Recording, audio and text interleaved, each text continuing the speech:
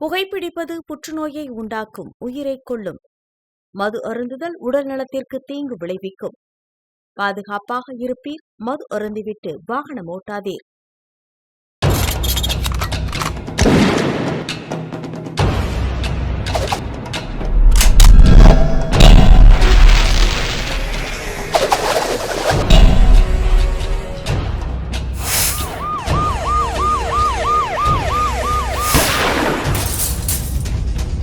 கோப்பியம், உண்மையும் பின்னணியும். திருவாரூர் மாவட்டம் நன்னிலம் வட்டத்துக்கு உட்பட்ட பெரும்புகளூர் தெற்கு தெருப்பகுதியில் விடிஞ்சிட்டா காலையில் பையனுக்கு கல்யாணம் இருக்க நிலைமையில் முதல் நாள் இரவு தனக்கு துளியும் சம்பந்தமே இல்லாத ஒரு தகராறு. அந்த தகராறில் சமாதானம் செய்கிறதாக சென்ற மணமகனின் தந்தை கத்தியால் குத்தி படுகொலை செய்யப்பட்ட மனதை உலுக்கிய சோகமான சம்பவத்தை இப்போ பார்க்கலாம். விடிந்தால் மகனுக்கு திருமணம் நடக்கவிருந்த நிலையில் முதல் நாள் இரவு தந்தை கத்தியால் குத்தி கொலை செய்யப்பட்ட சம்பவம் நன்னிலம் பகுதியில் பெரும் அதிர்ச்சியையும் சோகத்தையும் ஏற்படுத்தியுள்ளது. திருவாரூர் மாவட்டம் நன்னிலம் வட்டத்திற்கு உட்பட்ட பெரும்புகளூர் தெற்கு தெரு பகுதியைச் சேர்ந்த 52 வயதான பாலமுருகன் கொத்தனாராக பணிபுரிந்து வந்துள்ளார்.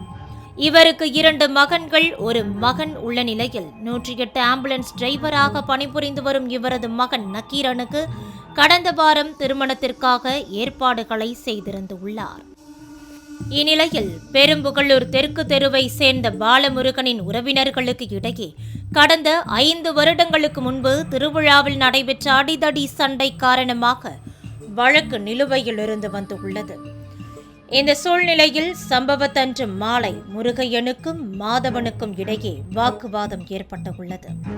அப்போது அங்கு வந்த பாலமுருகன் இருவரையும் சமாதானம் செய்ய முயற்சி செய்துள்ளார்.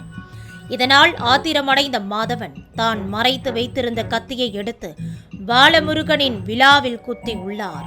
அதில் இரத்த வெள்ளத்தில் சரிந்த அவரை அக்கம் பக்கத்தினர் மீட்டு திருவாரூர் அரசு மருத்துவக் கல்லூரி மருத்துவமனையில் அனுமதித்து உள்ளனர். ஆனால் அங்கு அவர் சிகிச்சை பலனின்றி உயிரிழக்கவே, இதனைத் தொடர்ந்து பாலமுருகன் கொலை செய்யப்பட்ட தகவல் அறிந்து வந்த உறவினர்கள் திருவாரூர் அரசு மருத்துவக் கல்லூரி மருத்துவமனை முன்பு திரண்டதால் அப்பகுதியில் பரபரப்பு காணப்பட்டது. பின்னர் இது குறித்து வழக்கு பதிவு செய்த நன்னிலம் போலீசார் மாதவனை கைது செய்து கொலைக்கான காரணம் குறித்து விசாரித்து வந்த நிலையில் மறுநாள் மகனுக்கு திருமணம் நடக்க இருந்த நிலையில் தந்தை கொலை செய்யப்பட்ட நிகழ்வு அப்பகுதியில் பெரும் சோகத்தை ஏற்படுத்தியது. ஒரு சாதாரண ஏழை எளிய மக்கள் நடக்கின்ற பிரச்சனையை, கோயில் திருவிழா நடந்த அந்த சிறு பிரச்சனை ஒரு 5 வருட காலமாக தீர்க்கப்படாமல் இருக்கிறது என்பதை ஒரு தனி பிரச்சனையாக நம்ம பார்க்க வேண்டியிருக்கிறது. அதை தாண்டி ஒரு பிரச்சனை நடக்கும் பொழுது அந்த ஊரில் இருக்கிற சமாதானமாக அவர்களை தீர்த்து விடுவதற்காக போகிற ஒரு 3வது நபர் அந்த பிரச்சனையின் அளவு எது, அது எந்த அளவில் நடந்து கொண்டிருக்கிறது, அதில் தாம் சென்று தலையிடுவதற்கு உரிமை இருக்கிறதா என்பதை பார்த்து அவர் தலையிட வேண்டியதாக இருக்கிறது. இப்போ இந்த 2 பிரச்சனையும் தாண்டி பார்த்தீங்கன்னா அந்த வழக்கு எந்த விதத்திலும் முடியாமல் இருக்கிறதுனால அவருக்குள்ளார தொடர்ந்து அந்த பகை இருந்து கொண்டே இருந்ததுனால திரும்பவும் அவர்களுக்குள்ளார ஊருக்குள்ளார அது பிரச்சனையாக மாறி இருக்கிறது.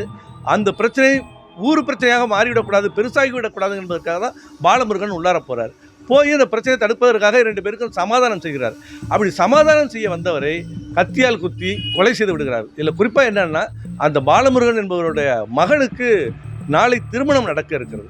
இந்த நேரத்தில் பார்த்தீங்கன்னா அந்த ஊரில் அந்த வீட்டுக்குள்ளார இப்படி ஒரு இறப்பு செய்தி எடுத்திருக்கிறது அந்த பகுதியிலே ஒரு மிகப்பெரிய சோகமாக இருக்கிறது. அப்போ சட்டம் ஒழுங்கை பாதுகாக்கும் பொழுது இதை கையாளுகிற போது அரசும் நீதித்துறையும் பிரச்சனைகளை, குறிப்பாக சிறு சிறு பிரச்சனைகளை உடனடியாக தீர்த்து வைப்பதற்கான ஒரு முயற்சியை மேற்கொள்ளணும். அதுமாரி தனி மனிதர்களும் ஒரு பிரச்சனையை ஊர் மையத்தில் ஒருத்தர் தீர்க்க வருகிற போது அதில் இருக்கிற பொது விஷயங்களை நம்ம கணக்கில் எடுத்துக்கொண்டு ஊருக்கு பொது அமைதிக்கு குந்தகம் விளைவித்து விடக்கூடாது என்பதற்காக எடுக்கின்ற முயற்சி சரியாக புரிந்து கொண்டு அதற்கு கட்டுப்பட்டு நடக்கணும். அது இல்லாமல் 3வது நபராக பிரச்சனையை தீர்க்க வருவரையும் எதிரியாக நினைப்பது என்பது ஒரு ஆபத்தான சூழல். இந்த சூழ்நிலை இப்படியே தொடர்ந்தால் நாளைக்கு யாருக்கு பிரச்சனை நடந்தாலும் கண்டுகொள்ளாத கடந்து போகின்ற மனநிலை வரும். இது மனிதாபிமானத்திற்கு ஒரு நேர் எதிரான செயல்பாடாக மாறிவிடும். விடிஞ்சா மகனுக்கு கல்யாணம் நடக்க இருந்த நிலைமையில ஊராருக்கு நல்லது செய்ய சென்றவர் குத்தி கொலையான இந்த கொடூரமான சம்பவத்தால் அந்த திருமண வீடு துக்க வீடா மாறிடுச்சு. அது மட்டும் இல்லாமல் இந்த சம்பவம் அந்த கிராமத்தையே சோகத்தில் ஆழ்த்திருக்குன்னு தான் சொல்லணும். கோப்பியம், உண்மையும் பின்னணியும்.